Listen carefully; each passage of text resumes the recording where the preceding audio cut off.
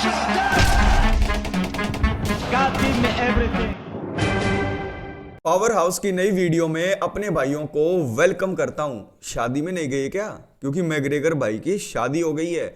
8 साल के बाद, 4 बच्चों के बाद उन्होंने अपनी गर्लफ्रेंड जो लॉन्ग टाइम से उनके साथ थी, डी डेवलिन, उनके साथ शादी कर ली है चर्च में। अभी रिसेंटली आज मॉर्निंग में मैं उठा, मैंने मोबाइल ऑन किया और मैंने देखा कि मैग्रेगर भाई साहब अपनी दुल्हन के साथ फोटो डाल रहे हैं।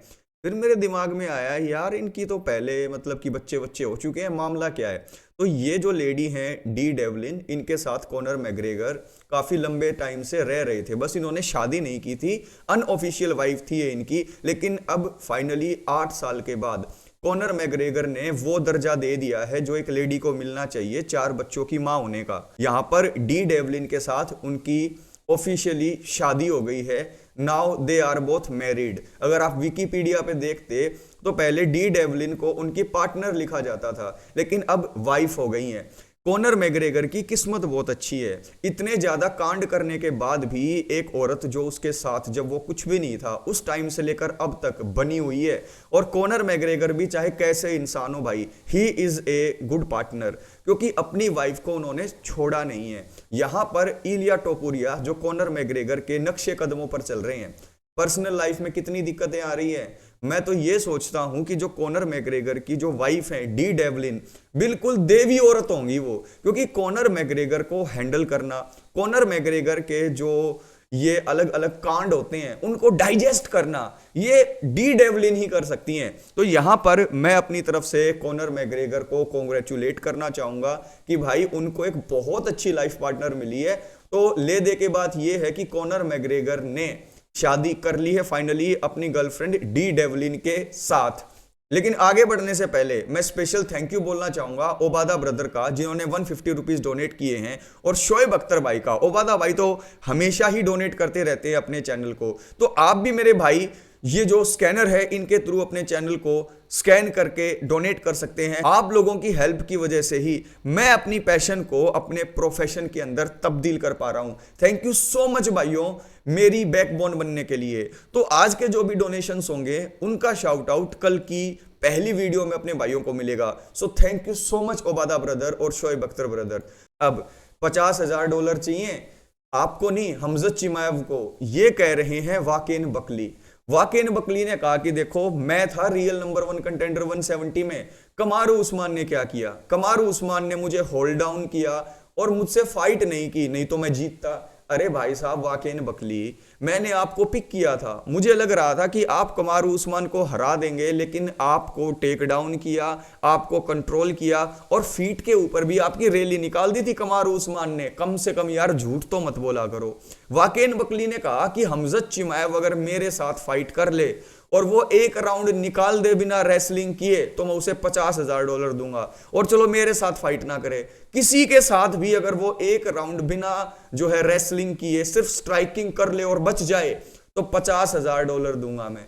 यहां पर मैं वाकिन बकली को कहना चाहूंगा कि भाई साहब आप अपने गेम के ऊपर ध्यान दीजिए। आप लंबी लंबी बातें कर रहे थे और कमारू उस्मान जब बिना घुटनों के आए आप उनसे टेक डाउन हो गए, तो खमजत के साथ आपका क्या होगा? खमजत आपको घोल के पी जाएंगे भाई साहब।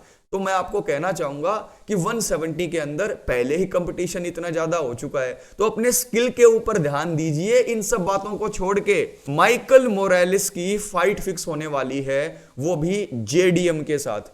जेडीएम के पीछे सब पड़ गए हैं, सबको यह दिख रहा है कि जैक डेला मेडलिना एक फाइट हार गया है, दूसरी फाइट उसे लगे हाथों हरा दो और टाइटल शॉट ले लो। यहां पर माइकल मोरालेस की फाइट जेडीएम के साथ फिक्स होगी, और वो भी जून के महीने में व्हाइट हाउस में। और यह बात खुद माइकल मोरालेस ने बताई है कि मेरे और जेडीएम और यूएफसी तीनों के बीच में बातें चल रही है, और काफी जल्दी इसका अनाउंसमेंट व्हाइट हाउस के कार्ड में देखने को मिल जाएगा। इक्वाडोर से आते हैं भाई माइकल मोरालेस। अगर आप इनके करियर को देखें तो एक के बाद एक नॉकआउट ये निकाल रहे हैं वेल्टरवेट डिवीजन में। मुझे लगता है कि सबसे खतरनाक फाइट जो शवकत रोकमनोव के अलावा कोई और दे सकता है इस्लाम मखाचेव को, तो वो यही बंदा है माइकल मोरालेस। इसके पास जो साइज एडवांटेज है वो सारी चीजों को चेंज कर देती है। अपने अपोनेंट के सामने ऐसा लगता है कि ये फर्स्ट फ्लोर से फाइट कर रहे हो। तो माइकल मोरालेस और जेडीएम की ये जो फाइट होगी नेक टू नेक होगी। मुझे नहीं लग रहा कि माइकल मोरेलिस हार जाएंगे, और मुझे यह भी नहीं लग रहा कि जेडीएम को बिना रेसलिंग के हराया जा सकता है। तो ये एक ऐसी फाइट होगी जिसको देखने में आपको, मुझे और सभी फाइट फैंस को काफी मजा आएगा। किसके चांसेस आपको लगते हैं कि ज्यादा होंगे? क्योंकि यहां पर अगर जेडीएम ने मोरेलिस को हरा दिया, रीमैच पक्का, और अगर मोरेलिस ने जेडीएम को हरा दिया तो मखाचेव के साथ फाइट करने से उन्हें कोई रोक नहीं पाएगा।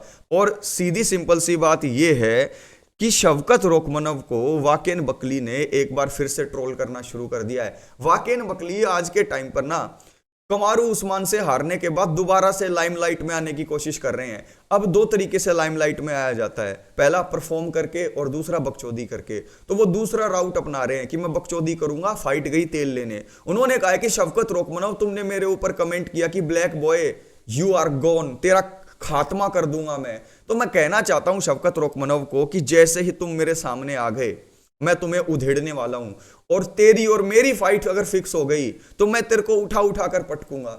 अरे वाकेन बकली भाई, आपसे कमारू उस्मान हैंडल नहीं हुए तो क्या आप शवकत रोकमनव को हैंडल कर लोगे? और दुनिया तो आपको बोलेगी, भाई आप कितना कुछ बोलते हो दुनिया के बारे में। आप तो अभी $50,000 हमजत चिमाएव को दे रहे थे।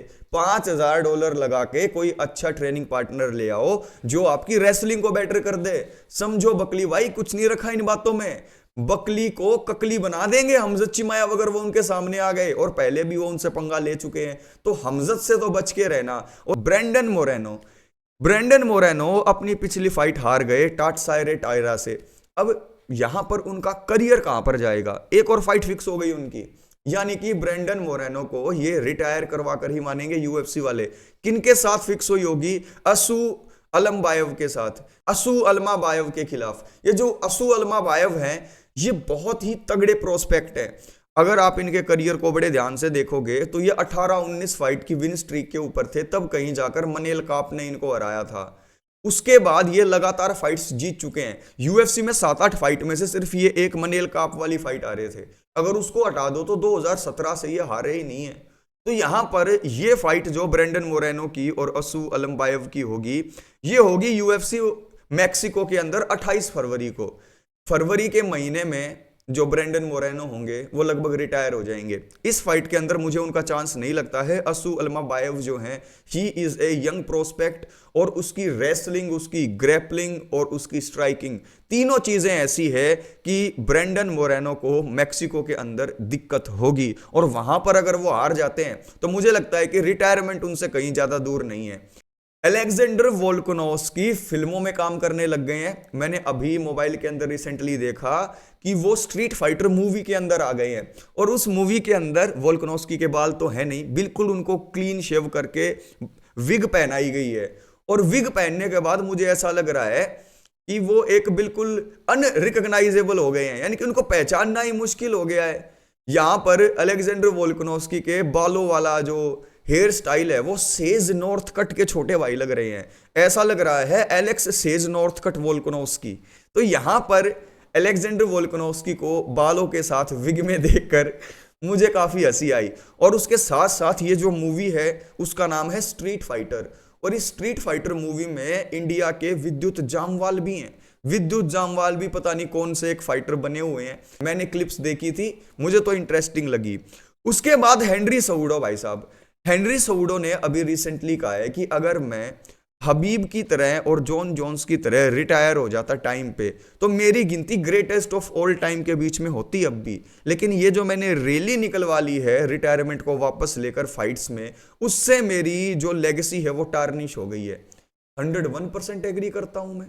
जब यहां पर आ रहे थे वो रिटायरमेंट से वापस हेनरी सऊडो, तो एक बात उन्होंने नहीं सोची थी क्या मेरे अंदर वो सारे स्किल हैं जो पहले थे? क्या रिंग रस्ट लग गया है मुझे? बिल्कुल लग गया था। तो यहां पर जब आप टॉप पर दोनों बेल्ट को छोड़कर रिटायर हो जाओगे और फिर जब आप रिटायरमेंट एंजॉय करना चाहो तब वापस आ जाओगे, तो वही होगा जो हेनरी सऊडो के साथ हुआ। रैली निकलेगी ना चाहते हुए भी। तो हेनरी सऊडो की इस बात से मैं एग्री करता हूं कि ग्रेटेस्ट ऑफ ऑल टाइम की अगर लिस्ट बने तो स्टिल आपको कंसिडर किया जाएगा। लेकिन जो पहले इंपैक्ट होता आपका इन रिसेंट लॉसेस से पहले, जब आप छोड़ चुके थे डबल चैंप बनकर यूएफसी को, तब एक अलग जगह पर, एक अलग लेवल पर आप बैठे हुए थे। लेकिन आज के टाइम पर आपने रिटायरमेंट को वापस लेकर 3-4 फाइट हार कर उस लेवल को नीचे ले आए हो आप।